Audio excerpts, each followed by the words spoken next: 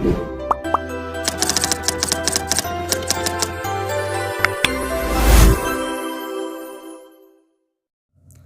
Hello നമസ്കാരം. Page 3 അക്കാദമിയുടെ പുതിയൊരു ക്ലാസ്സിലേക്ക് ഏവർക്കും സ്വാഗതം. കുറച്ച് ചോദ്യങ്ങളുമായിട്ട് വന്നതാണ്. മിക്സഡ് ആയിട്ടുള്ള ക്വസ്റ്റ്യൻസ് ആണ്. നമുക്ക് പെട്ടെന്ന് നോക്കാം. ആൻസേഴ്സ് നിങ്ങൾ എന്ത് ചെയ്യണം? കമൻറ്റ് ചെയ്യണം. ആദ്യം ചോദ്യം വായിക്കും, എന്നിട്ട് നമ്മൾ ഉത്തരം അവസാനം നോക്കുന്നതാണ്. ഓക്കെ, 10 ചോദ്യമുള്ളൂ. 10 മിനിറ്റ് നിങ്ങൾ എന്ത് ചെയ്യുക? കമൻറ്റ് ചെയ്യുക. ഓക്കെ, ഇതുപോലത്തെ ചോദ്യങ്ങൾ തീർച്ചയായിട്ടും നമ്മുടെ പരീക്ഷയ്ക്ക് പ്രതീക്ഷിക്കാം. സിലബസിൽ നിന്നുള്ള ഭാഗങ്ങളാണ്. ഓക്കെ, ആദ്യത്തെ ക്വസ്റ്റ്യനിലേക്ക് വരാം. ഇതൊരു മുൻകാല ചോദ്യമാണ്. ജൈവ വൈവിധ്യ മേഖലകളിലെ ഹോട്ട്സ്പോട്ടുകൾ എന്ന ആശയം രൂപകൽപ്പന ചെയ്ത ശാസ്ത്രജ്ഞൻ Norman Myers, Edward Wilson, Jim Corbett, Sunderlal Bahuguna. കിട്ടിയല്ലോ. ജൈവ വൈവിധ്യ മേഖലകളിലെ ഹോട്ട്സ്പോട്ടുകൾ എന്ന ആശയം രൂപകൽപ്പന ചെയ്ത ശാസ്ത്രജ്ഞൻ. രണ്ടാമത്തെ ചോദ്യം, കാലിയം എന്നത് ഏത് മൂലകത്തിൻ്റെ ലാറ്റിൻ നാമമാണ്? Kalium. Sodium, copper, potassium, iron. മൂന്നാമത്തെ ചോദ്യം, ചുവടെ തന്നിരിക്കുന്ന പ്രസ്താവനകളിൽ ശരിയായ പ്രസ്താവന തിരഞ്ഞെടുത്തെഴുതുക. എന്താണ് ചോദ്യം? ശരിയായ പ്രസ്താവന തിരഞ്ഞെടുത്തെഴുതുക. വിഷവസ്തുവായ അമോണിയയെ താരതമ്യേന വിഷാംശം കുറഞ്ഞ യൂറിയയാക്കി മാറ്റുന്നത് കരളാണ്. 2, കരളിന് മറ്റ് അവയവങ്ങളെ അപേക്ഷിച്ച് നശിച്ചു പോകുന്ന കോശങ്ങളെ പുനർനിർമ്മിക്കാനുള്ള കഴിവുണ്ട്. 3, ശരീരത്തിൽ ഏറ്റവും കൂടുതൽ കൊഴുപ്പ് സംഭരിക്കുന്നത് കരളാണ്. 4, കരളിൻ്റെ പ്രവർത്തനങ്ങൾക്ക് ആവശ്യമായ വിറ്റാമിനാണ് വിറ്റാമിൻ എ. ചുവടെ തന്നിരിക്കുന്ന പ്രസ്താവനകൾ ശരിയായ പ്രസ്താവന തിരഞ്ഞെടുത്ത് എഴുതാനാണ് പറഞ്ഞിട്ടുള്ളത്. 1, 2, 3 എന്നിവ, 2, 3 എന്നിവ, 1, 3, 4 എന്നിവ എല്ലാം ശരിയാണ്. ഉത്തരത്തിലേക്ക് നിങ്ങൾ എത്തുക. നാലാമത്തെ ചോദ്യം എന്ത് ചെയ്തോളൂ? പോസ് ചെയ്തോളൂ കേട്ടോ. നാലാമത്തെ ചോദ്യം, ചുവടെ തന്നിരിക്കുന്ന പ്രസ്താവനകളിൽ ശരിയല്ലാത്ത പ്രസ്താവന തിരഞ്ഞെടുത്തെഴുതുക. ശരിയല്ലാത്ത പ്രസ്താവന തിരഞ്ഞെടുക്കാനാണ് പറഞ്ഞത്. യൂറിയ, വിറ്റാമിനുകൾ, ലവണങ്ങൾ, ശരീരത്തിന് ദോഷകരമായ മറ്റു പദാർത്ഥങ്ങൾ എന്നിവയെ രക്തത്തിൽ നിന്ന് അരിച്ചു മാറ്റി പുറന്തള്ളുന്നത് വൃക്കകളാണ്. വൃക്കയുടെ പ്രവർത്തനം കണ്ടെത്തിയത് വില്യം ബോമാൻ ആണ്. രക്തം ശുദ്ധീകരിക്കുന്നതിന് ആരോഗ്യമുള്ള 2 വൃക്കകൾ ആവശ്യമാണ്. നെഫ്രോണുകളാണ് വൃക്കകളുടെ ഘടനാപരവും ജീവധർമ്മപരവുമായ അടിസ്ഥാന ഘടകങ്ങൾ. ഇതിൽ തെറ്റായ പ്രസ്താവനയാണ് എടുക്കേണ്ടത്, അതായത് ശരിയല്ലാത്ത പ്രസ്താവനയാണ് എടുക്കേണ്ടത്. 3 മാത്രം, 1, 3, 2, 3 മാത്രം, 1 മാത്രം, എല്ലാം തെറ്റ് എന്നാണ് പറഞ്ഞിട്ടുള്ളത്. ഇതിലേതാണ് ഉത്തരം എന്നുള്ളത് നിങ്ങൾ കമൻറ്റ് ചെയ്യണം. അഞ്ചാമത്തെ ചോദ്യം, ചേരുംപടി ചേർക്കുക. സ്ത്രീകളിൽ പുരുഷ സ്വഭാവം പ്രകടമാകുന്ന അവസ്ഥ. ഇവിടെ ഇത് എ പാർട്ടാണ്, ഇത് എ പാർട്ടാണ്. ഇവിടെ നിന്ന് അങ്ങോട്ട് തന്നിട്ടുള്ളത് നോക്കിയോ, ഇത് ബി പാർട്ടാണ്, ഇത് ഓപ്ഷൻസ് ആണ്. ഓക്കെ, ക്വസ്റ്റ്യൻ പേപ്പറിൽ കൃത്യമായിട്ട് തരും. അലൈൻമെൻ്റ് ഒക്കെ കറക്റ്റ് ആയിരിക്കും. ഇതിൽ അലൈൻമെൻറ്റ് കറക്റ്റ് അല്ല, അതിൻ്റെ ഒരു ഡിഫിക്കൽട്ടി ചിലപ്പോൾ ഫീൽ ചെയ്യാം. ഇവിടെ സ്ത്രീകളിൽ പുരുഷ സ്വഭാവം പ്രകടമാകുന്ന അവസ്ഥ. അപ്പോൾ ഇത് നോക്കുക. അഡിസൺസ് രോഗം, വിറുലിസം, ഗൈനക്കോമാസ്റ്റിയ, കുഷിൻ സിൻഡ്രോം. ഇതിലേതാണ്? കോർട്ടിസോളിൻ്റെ അമിതോത്പാദനം മൂലമുണ്ടാകുന്ന രോഗമാണ്. ഏത്? പുരുഷന്മാരിൽ സ്ത്രൈണത പ്രകടമാകുന്ന അവസ്ഥ. കോർട്ടിസോളിൻ്റെ അപര്യാപ്തത മൂലമുണ്ടാകുന്ന രോഗം. അഡിസൺസ് രോഗം, വിറുലിസം, ഗൈനക്കോമാസ്റ്റിയ, കുഷിൻ സിൻഡ്രോം എന്നിങ്ങനെ 4 എ പാർട്ട്, ബി പാർട്ട്. നിങ്ങൾ എന്ത് ചെയ്യണം? കൃത്യമായിട്ട് അത് അടയാളപ്പെടുത്തുക. ഓപ്ഷൻ വെച്ചിട്ട് നിങ്ങൾ എന്ത് ചെയ്യണം? ചേരുംപടി ചേർത്ത് കമൻറ്റ് ചെയ്യുക. ആറാമത്തെ ചോദ്യം ചേരുംപടി ചേർക്കാനാണ്. അടുത്തതും ഇങ്ങനെ തന്നെയാണ് തന്നിട്ടുള്ളത്. ഇവിടെ എ പാർട്ട് ഉണ്ട്.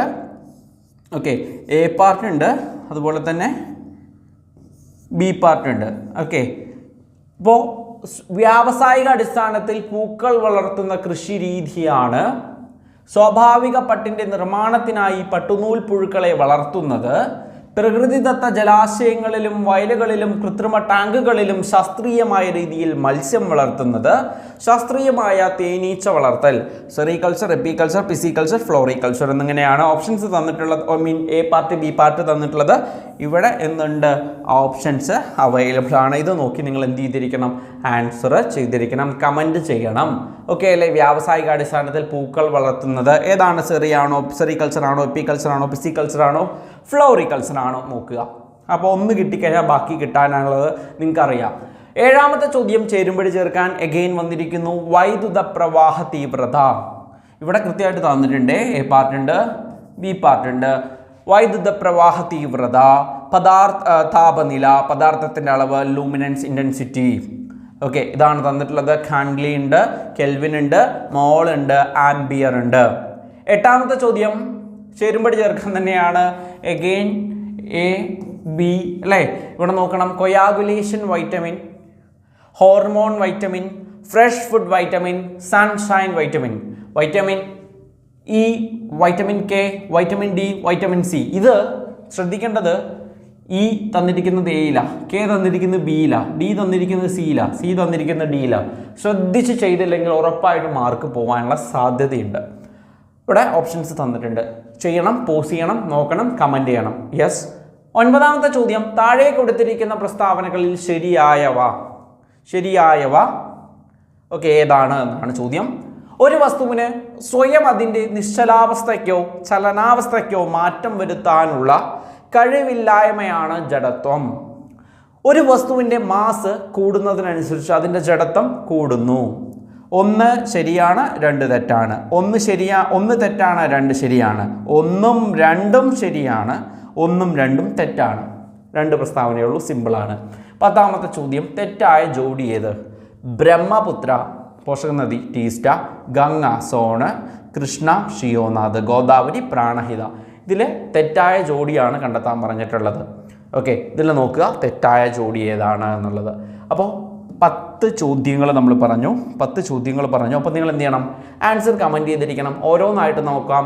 ജൈവ വൈവിധ്യ മേഖലകളിലെ ഹോട്ട്സ്പോട്ടുകൾ എന്ന ആശയം രൂപകൽപ്പന ചെയ്തത് ആരാണെന്ന് ചോദിച്ചു കഴിഞ്ഞാൽ അത് നോർമൻ മിയേഴ്സ് ആണ് കേട്ടോ. നോർമൻ മിയേഴ്സ് ആണ്. രണ്ടാമത്തെ ചോദ്യം വരാം.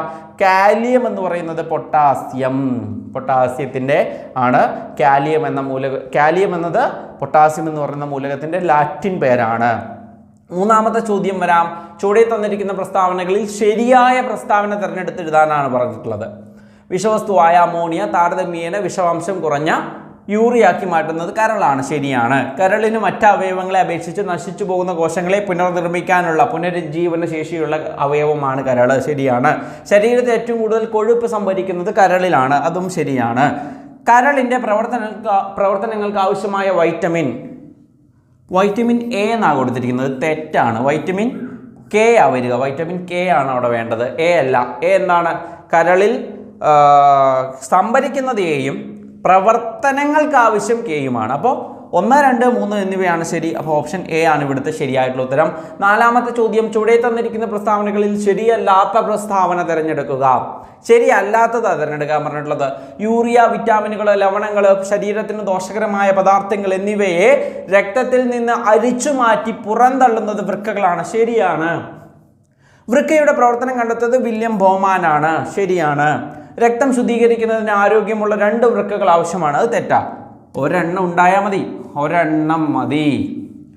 നെഫ്രോണുകളാണ് വൃക്കകളുടെ ഘടനാപരവും ജീവധർമ്മപരവുമായ അടിസ്ഥാന ഘടകം. അതും ശരി. അപ്പോൾ തെറ്റായതാ കണ്ടെത്താൻ പറഞ്ഞത്. ഇവിടെ തെറ്റ് വന്നത് 3 ആണ്. അപ്പോൾ 3 മാത്രം എന്നുള്ള ഓപ്ഷൻ എ ആണ് ഇവിടുത്തെ ശരി ഉത്തരം. നാലാമത്തെ ചോദ്യം ചേരുംപടി ചേർക്കാനാണ്.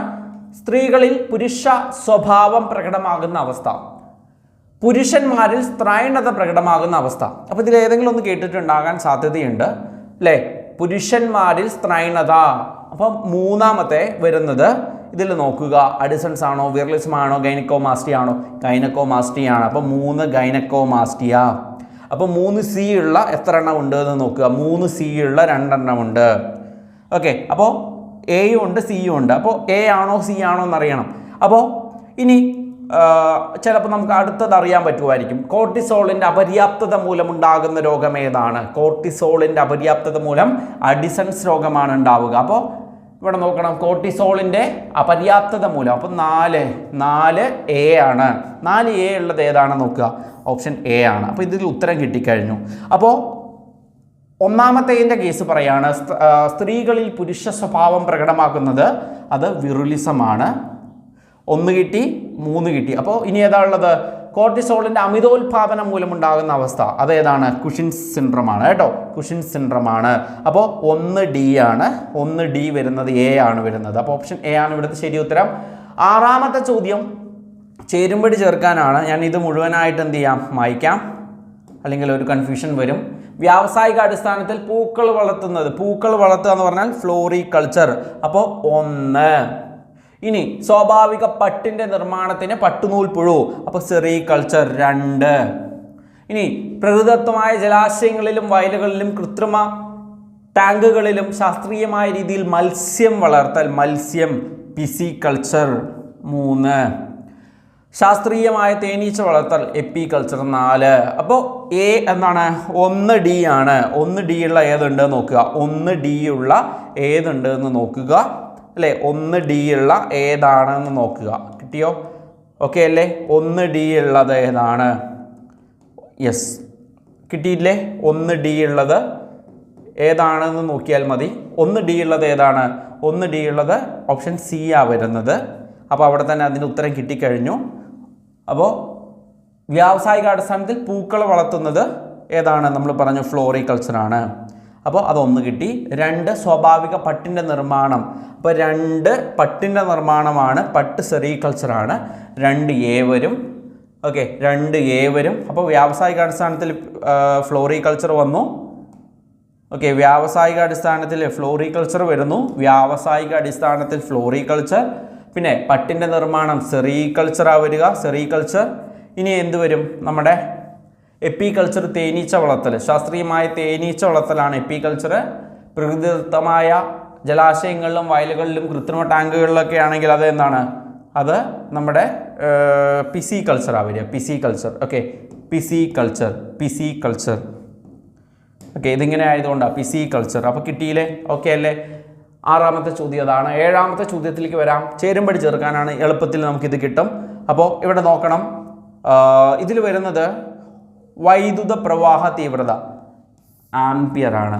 താപനില കെൽവിനാണ്, താപനില കെൽവിനാണ്. പദാർത്ഥത്തിൻ്റെ അളവ് എന്ന് പറയുന്നത് മോളാണ്. ഇനി ലൂമിനൻസ് ഇൻറ്റൻസിറ്റി കാൻഡിലയാണ്. കിട്ടിയില്ലേ?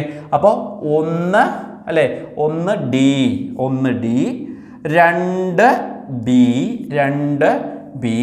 3C, 4A. അപ്പോൾ ഇങ്ങനെ വരുന്നത് ഏതാണ് ഓപ്ഷൻ നോക്കുക. ഓപ്ഷൻ 1D ഉള്ളത് ഏതുണ്ട്? 1D ഉള്ള C ഉണ്ട്, D ഉണ്ട്. ഇതിലേതായിരിക്കും? B, 2B വരുന്നത്. യെസ്, അപ്പോൾ D ആണ് ഇവിടുത്തെ ശരിയായിട്ടുള്ള ഉത്തരം. ഓക്കെ അല്ലേ? അടുത്ത ചോദ്യം, 8ാമത്തെ ചോദ്യം ചേരുംപടി ചേർക്കാൻ തന്നെയാണ്, എളുപ്പത്തിൽ കിട്ടുന്നതാണ്. സൺഷൈൻ വൈറ്റമിൻ ഏതാണ്? സൺഷൈൻ വൈറ്റമിൻ വൈറ്റമിൻ D ആണ്. ഫ്രഷ് ഫുഡ് വൈറ്റമിൻ ഏതാണ്? വൈറ്റമിൻ C ആണ്. ഇത് മാത്രം കിട്ടിയാൽ തന്നെ നിങ്ങൾക്ക് ഉത്തരത്തിലെത്താൻ പറ്റില്ലേ?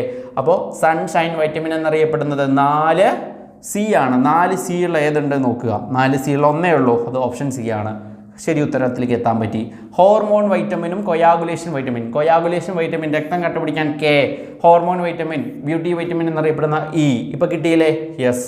9ാമത്തെ ചോദ്യം, താഴെ തന്നിരിക്കുന്ന പ്രസ്താവനകളിൽ ശരിയായവ. ഒരു വസ്തുവിന് സ്വയം അതിൻ്റെ നിശ്ചലാവസ്ഥയ്ക്കോ ചലനാവസ്ഥയ്ക്കോ മാറ്റം വരുത്താനുള്ള കഴിവില്ലായ്മയാണ് ജഡത്വം.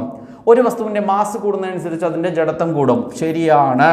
അപ്പോൾ 1ഉം 2ഉം ശരിയാണ്. ഓപ്ഷൻ C ആണ് ഇവിടുത്തെ ശരിയായിട്ടുള്ള ഉത്തരം. 10ാമത്തെ ചോദ്യം, ലാസ്റ്റ് ചോദ്യം, തെറ്റായ ജോഡിയാണ് പറഞ്ഞിട്ടുള്ളത്. ബ്രഹ്മപുത്ര, ടീസ്റ്റ, ഗംഗ, സോണ്, കൃഷ്ണ, ഷിയോനാഥ്. ആക്ച്വലി ഷിയോനാഥ്, ഇതിൽ പെട്ടെന്ന് നമുക്ക് ഷിയോനാഥിലേക്ക് വരാൻ പറ്റും. കാരണം ഷിയോനാഥ് സ്വകാര്യവൽക്കരിക്കപ്പെട്ട നദിയാണ് എന്നുള്ള രീതിയിൽ നമ്മൾ ഓൾറെഡി പഠിച്ചിട്ടുണ്ട്. ഇത് മഹാനദിയിലാണ് വരിക. അപ്പോൾ ഇവിടെ തെറ്റായ ജോഡിയാണ് പറഞ്ഞിട്ടുള്ളത്. അപ്പോൾ ഇത് അവിടെയാണ് വരുന്നത്. കിട്ടിയോ? തെറ്റായ ജോഡി ഷിയോനാഥ് മഹാനദിയാണ്. ഇതിവിടെ കൃഷ്ണ എന്നാണ് കൊടുത്തിരിക്കുന്നത്, അതുകൊണ്ട് തെറ്റാണ്. 10 ചോദ്യം. എത്ര ഉത്തരങ്ങൾ നിങ്ങൾക്ക് ശരിയാക്കാൻ പറ്റിയിട്ടുണ്ട് എന്നുള്ളത് കമൻറ്റ് ചെയ്യുക.